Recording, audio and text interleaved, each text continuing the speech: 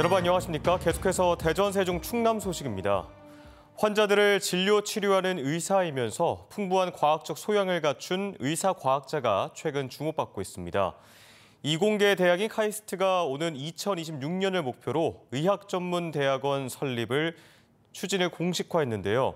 기존 의과학대학원의 한계를 뛰어넘는 의사과학자를 키워내겠다는 계획이지만 의료계와 다른 대학들의 반대 움직임도 만만치 않습니다. 김유미 기자입니다.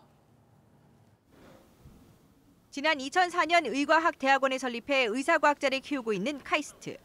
지금까지 국내 의사과학자의 절반 이상인 184명을 배출했고 유전체 분석으로 희귀 질환을 찾아내 환자 맞춤형 치료제 개발 방향을 제시하거나 특히 코로나19 팬데믹 상황에서 바이러스에 대한 면역 반응의 특성을 밝혀 치료 전략을 마련하기도 했습니다.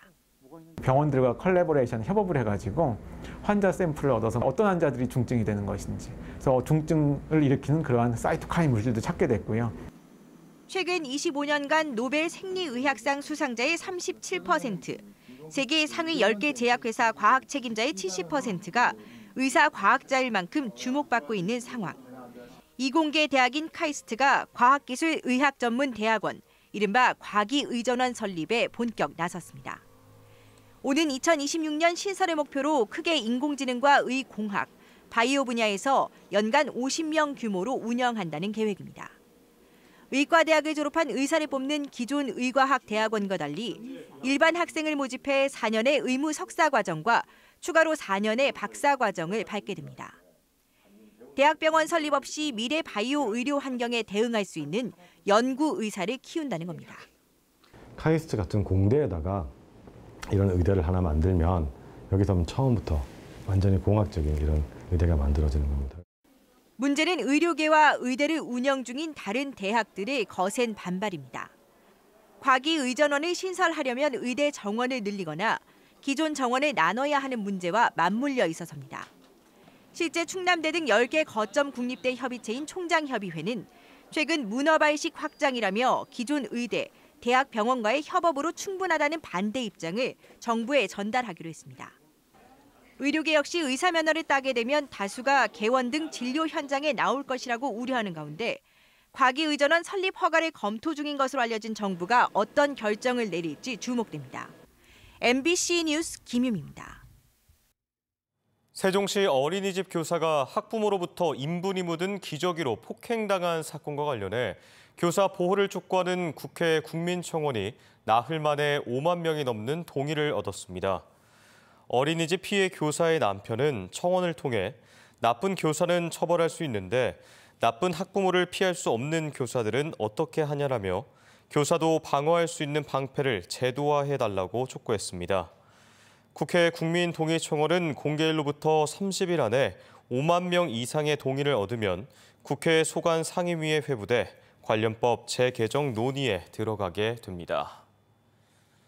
전국 철도 노동조합의 파업으로 나흘째 열차가 감축 운행돼 이용객들의 불편이 이어진 가운데 열차 운행은 노조가 예고한 복귀 시점인 내일 오전 9시부터 정상화될 전망입니다.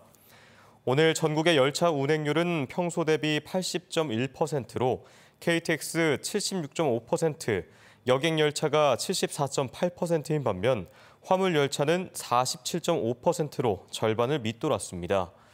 국토부와 철도공사는 기관사와 정비 인력 등 대체 인력 1,335명을 투입하는 비상대책을 이어간 가운데 노조는 수서행 KTX 운행과 4조 2교대제에 대한 협상에 따라 2차 파업을 예고했습니다.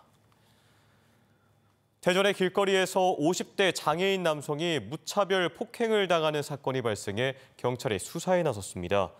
지난 15일 밤 10시 반쯤 대전시 산성동의 노상에서 한 남성이 50대 장애인 남성을 수차례 걷어차는 등 폭행한 뒤 현장을 떠났다가 목격자의 신고로 경찰에 붙잡혔습니다. 피해 남성은 지체장애 3급의 장애인으로 일면식이 없던 가해 남성에게 맞아 얼굴과 머리 등을 다쳐 치료받고 있으며 경찰은 정확한 사건 경위를 조사하고 있습니다. 가을 낚시에 나섰던 5, 60대 남성 2명이 각각 갯벌과 낚시터 물에 빠져 숨지는 등 충남에서 사고가 잇따랐습니다. 어젯밤 11시쯤 태안군 소분점도 인근 갯벌에서 물에 빠져있던 60대 남성이 주변 낚시객 신고로 구조돼 병원으로 옮겨졌지만 숨졌습니다. 또 어제 오전 11시쯤에도 아산의 한 낚시터에서 50대 남성이 고꾸라져 저수지에 빠져 숨졌으며 경찰과 소방당국은 주변 목격자 등을 상대로 정확한 사고 경위를 조사하고 있습니다. 오늘 오전 6시 반쯤 보령시 동대동에서 SUV 차량이 상가 건물을 들이받았습니다. 이 사고로 차량에 타고 있던 20대 남성 4명 가운데 운전자 등 2명이 경상을 입고 병원으로 옮겨졌습니다. 대전이었습니다. 고맙습니다.